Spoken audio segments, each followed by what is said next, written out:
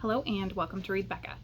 So if you don't know what the Booktube spin is, it's just a fun challenge where we set a list of 20 books and then Rick McDonnell spins a wheel to randomize our selection.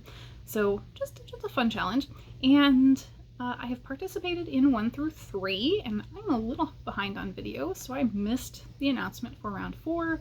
Things are changing just slightly this time around, where we're moving to quarterly rather than like bi-monthly, and that works much better for me, I think, because I have gotten behind on videos for sure. So I'm going to wrap up my number 3 here today, and number 4, since I didn't get a list out, I'm going to do the same thing I did for round 1. Round 1 happened before I was on Booktube, but I did participate in spirit, and I did that by using my physical TBR shelf. So during round 1, I picked from the top shelf of my physical TBR shelf, and this time around, I'm going to use the bottom shelf. So we will get to that at the end. So what are we talking about here? We're talking about my number 3 wrap up, basically. So in round 3, I selected Down and Out in the Magic Kingdom by Cory Doctorow. This is just a little novella. This is a fun one because it's very early in Doctorow's career, and I really enjoy his work. He writes a lot of futurist sci-fi with strong cultural commentary to it. And this one was a very middle of the road for me. You can tell it's a very early work. You can tell that it's formative to his current work. So you get a lot of those foundational elements that I've seen a lot in his newer, more recent work. But this one is a little scattered. It's got a lot of stuff that's just there to sound cool. And as you can tell from the Magic Kingdom part of the name, this is set at Disneyland. This is set in a far future where people have conquered death and they're basically backing up their brains. And so we follow a protagonist, Jules, who is kind of part of a group that is running a piece of an attraction at Disneyland, living there. And there is a dissent between the groups that are running attractions there. And they kind of do this partly for fun, partly for ideology. This group that Jules is part of is trying to maintain something pure that they think of when they think of the joy of Disneyland. And the other group is trying to achieve efficiency and basically doing it for the money. And so Jules is very upset by that. But then Jules gets shot. And so he is trying to find out who could have possibly done this. And that's what most of the plot centers around. But that gets a little all over the place. So between the politics between the two groups and this mystery almost, we get a little muddled. So I don't think it was executed as well as some of Doctorow's newer work.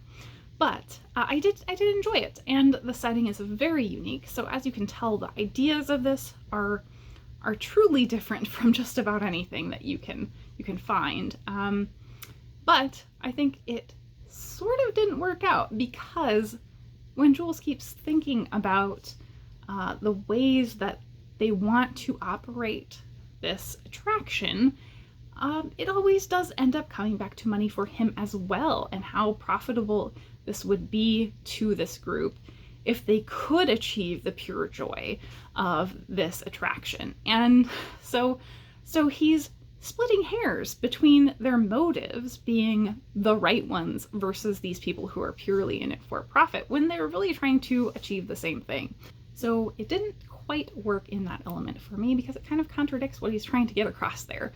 But I did like having this background of his work as the foundation of where he started. I would like to read all of Doctorow's work, and yeah, it was an interesting little novella.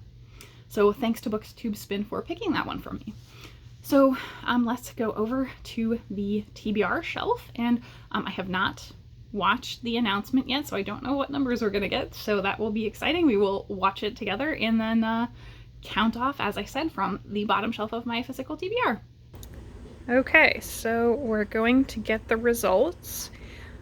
This time around, we're going to use the bottom shelf here. I surely have more than 20 things on there. So let's see what the spin says. Spin number 4, now due to an overwhelming response, we are going to be doing 2 spins this time. I do want to stress the second spin is totally optional. You can just take the first spin and just read one book. If reading two books feels like too much pressure to you, and I just want to apologize because I'm doing work on my building, and if you can hear drills or hammering or the building basically falling down, I'm sorry, I have no control. Say lefty. So if you want to read two books, you can read two books. If you want to read one book, you can just read the first book. Or if you want to read just one book, you can take the two books that I spin and pick the one you really want to read. It's totally up to you. There are really no rules here. So you do you. With no further ado, let's get the spins. This is book number 1. Number 8. 8. All right, let's see where 8 is. So we're going to remove books that I have already read. And 1, 2, 3, 4, 5, 6, 7, 8. All My Puny Sorrows by Miriam Taves. This was on my August TBR and I didn't get to it, so I'm actually pleased to see this come back up. So that is what I will be reading for Booktube spin number 4. Let's see what the second pick is, just for grins. That means for you or for me, I have to check my list in a couple days.